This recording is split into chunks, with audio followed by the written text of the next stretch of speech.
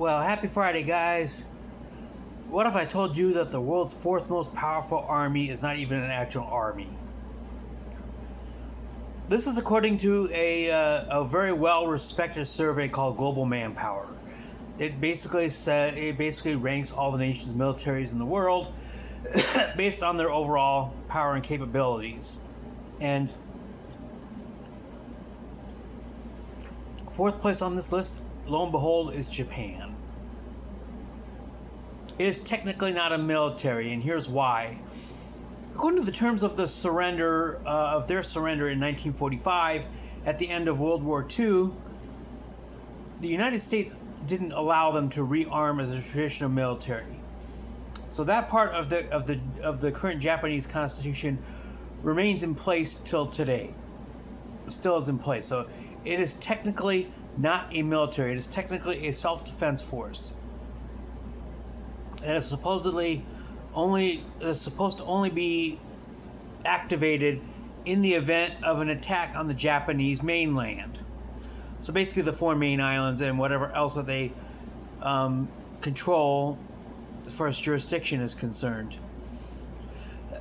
So technically they're only supposed to be able to activate this defense force in the event of an attack by an invading or an enemy force. However, that said, this legal fiction is still in place, and under this legal fiction, Japan has been able to build up the fourth most powerful military in the world. Navally, they are superior to almost every country in the world outside of possibly the United States. Now, in 2014, there was a small change to the Constitution by the then Prime Minister Shinzo Abe. And Prime Minister Abe changed it to where an allied force could be attacked and Japan could come to their aid in mutual defense. This is where my previous suggestion of a Pacific Rim Treaty Organization is based.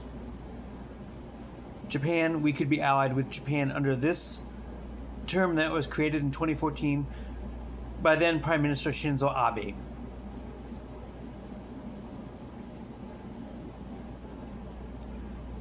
So Japan is allowed to use their military in defense of an ally, which would exactly be the exact terminology under which a Article 5 clause in any future treaty organization like PRTO, PERTO as I call it, the Pacific Rim Treaty Organization, would have its own version of Article 5. Article 5, of course, is what makes NATO NATO. Article 5 states that an attack on one NATO member is an attack on all. This is why Russia is just absolutely hell-bent on not allowing Ukraine to join NATO. Because Putin has always had his eyes on Ukraine and pretty much any of the former Soviet republics. So this includes Azerbaijan, this includes Armenia. Those two in specific have been trained under NATO standards. They're not technically full members of NATO, but they do have a training, they're part of the training program and training standards for their respective militaries. So NATO helps them in that regard. But a PRTO, in my opinion, because those two countries in particular also border Iran, and because they border Russia by extension, China would not have a very difficult reach to reach Azerbaijan and Armenia.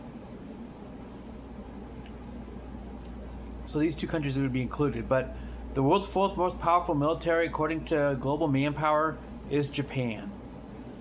Surprise, surprise. It exists under a legal fiction because we did not want them to be rearmed after World War II, after what they did in that particular war. I'm going to keep this relatively short today. It's just a pretty simple fact, but there it is. The world's fourth most powerful military, technically, legally not a military itself, but it does belong to Japan.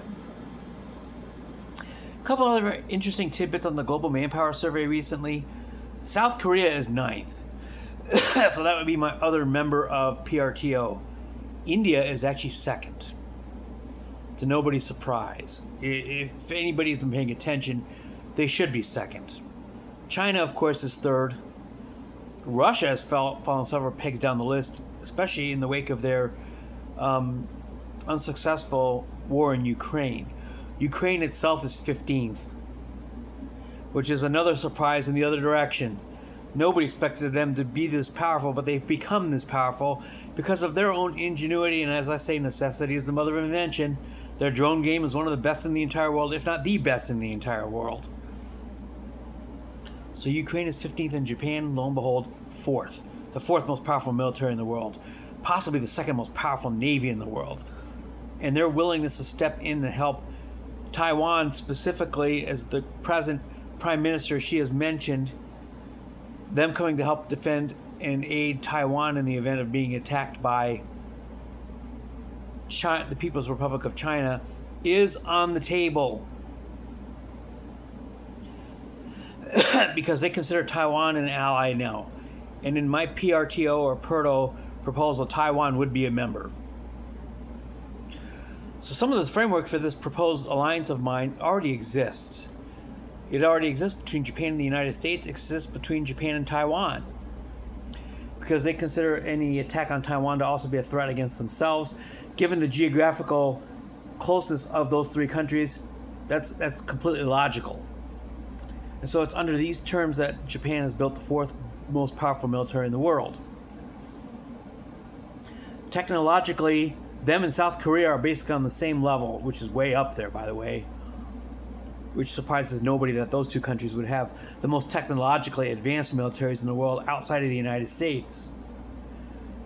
But there it is, guys. The 4th most powerful military in the world does belong to Japan. Even if it's under legal fiction. So anyhow, that's it for your Friday, folks. Hope you enjoyed this one. This was interesting. But I will see you guys tomorrow on Saturday. Peace out, homies.